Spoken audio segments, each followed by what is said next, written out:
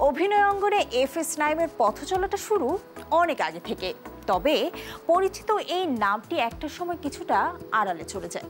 কিন্তু নানা চরিত্রে অভিনয় করে আবারও কামব্যাক করেছেন এই অভিনেতা, আর তার এই কামব্যাক ইনিংস বেশ প্রশংসা কুড়িয়েছে।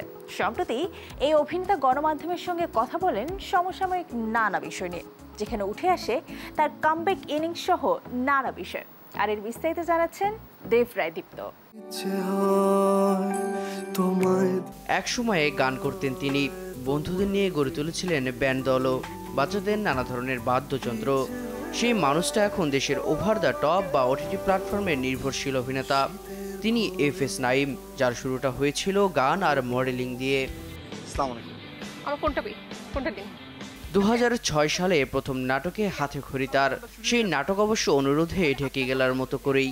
এরপর একে একে করেছেন অসংখ্য নাটক। সময়ের সঙ্গে নিজেকে এগিয়ে নিয়ে গিয়েছেন এই অভিনেতা। তবে মাঝে এক বিরতির পর আবারও ফিরেছেন তিনি ঠিক ফিরবার মতো করেই। সময়ের সঙ্গে সঙ্গে নিজেকে এক চ্যালেঞ্জের মুখোমুখি করেছেন এই অভিনেতা, যার প্রমাণ দেখা গেছে চরিত্রের জন্য নিজের বডি ট্রান্সফর্ম করে। বিষয়টি নিয়ে এই অভিনেতা বলেন, ইটস ভেরি চ্যালেঞ্জিং, কারণ এটা হুট করে কালকেই করা যাবে না, এমন একটা বিষয়। So it takes time and এটা এমন একটা খুবই ডিসিপ্লিন একটা প্রসেস, যে এবং খুবই হেলদি একটা প্রসেস, অর্গ্যানিক একটা প্রসেস হতে হবে, যেটাকে আসলে লং টার্ম যেন আমি সুস্থ থাকি সেদিকে খেয়াল রেখে করা হচ্ছে কিংবা করা হয়েছে। তবে এই ধরনের চ্যালেঞ্জ বাইরে দেখা গেলেও বাংলাদেশে তেমন একটা দেখা যায় না। এর ফলে এমন ধরনের চ্যালেঞ্জ নিতে গেলে অনেকেই হারানোর স্রোতে ভেসে যান। কিন্তু এই বিষয়টি নিয়ে কি ভাবছেন এই অভিনেতা? একটা মানুষ যখন স্বাস্থ্য মোটা হয়ে যায়, এবং এটা কিন্তু অনেক ধরনের কারণে হয়, এটা কিন্তু ফান না, it's very serious note. So তখন তার হাঁটা চলা বসা এন্টার পশ্চার, গলার ভয়েস সব কিছু কিন্তু চেঞ্জ হয়ে যায়। সেই মানুষটা যখন আবার শুকাতে থাকে তখন কিন্তু তার স্কিন থেকে শুরু করে সব কিছু চেঞ্জ হয়ে যায়। সো সব রিস্কই আমি নিতে রাজি আছি, কিন্তু কারণটা হচ্ছে ভালো অভিনয়। বর্তমানে ওটিটির দুনিয়ায় ভাসছে দর্শকরা, তার সঙ্গে পাল্লা দিয়ে পিছিয়ে নেই বাংলাদেশের ওটিটি প্ল্যাটফর্মগুলো। তবে হচ্ছে কি আদৌ মানসম্মত কাজ, কিংবা থাকছে কি সেখানে কোনো মেসেজ? আমি নাটক করে যাচ্ছিলাম, কিংবা আমরা সবাই করে যাচ্ছিলাম, কোনো কারেকশন ছিল না।